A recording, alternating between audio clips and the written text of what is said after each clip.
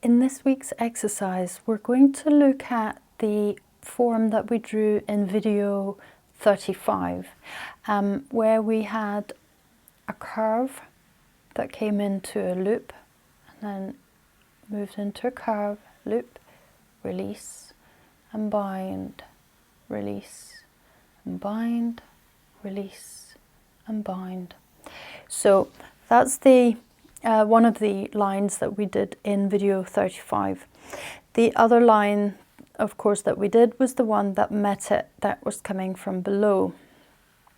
So here we had a release and a bind, release and bind, release and bind, release and bind and release. And this was really what we ended with in video 35. Then in video 36, we had the loops actually meeting. So there we had the loop from above being met with the loop from below. And that's what we're going to do now. We're going to get the two lines to meet in one line, and or in one form. So we start off with one line where we're drawing a curve that comes into a loop, and then a release into, and then a loop, and then a curve into a loop, and then like this. And we're meeting that with loops from below on a curve. So we're working a curve into a loop, and then we release and bind, release and bind, release and bind.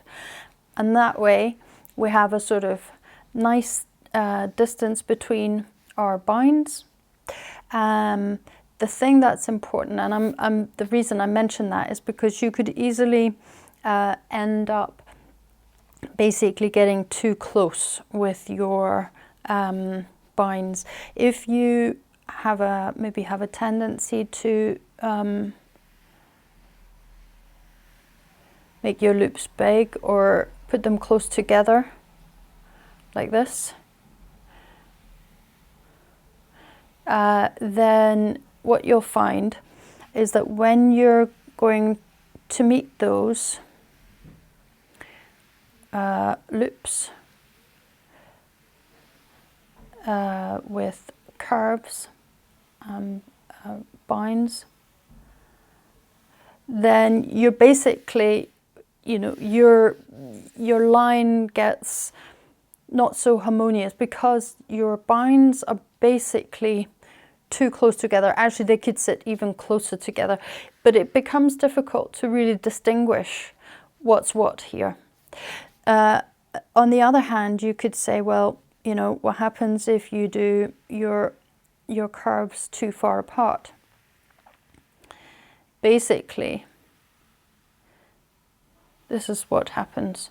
Of course, you can also play with this. So you could try and see what happens if I draw my lines like this. What does it look like?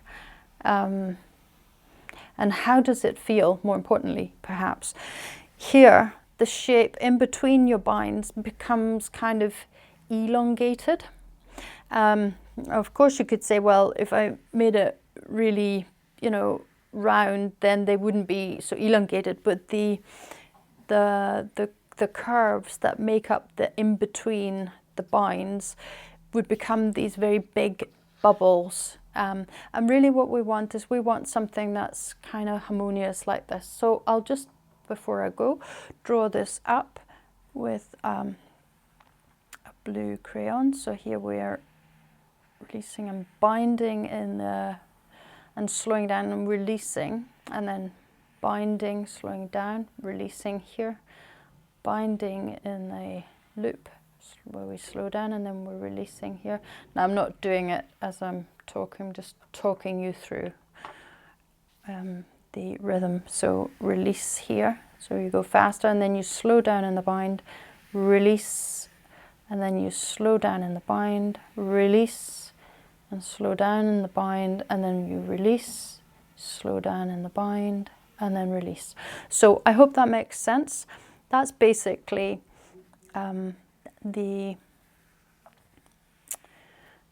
lesson for this week's Form Drawing Friday, and I hope to see you next week for a new Form Drawing Friday lesson.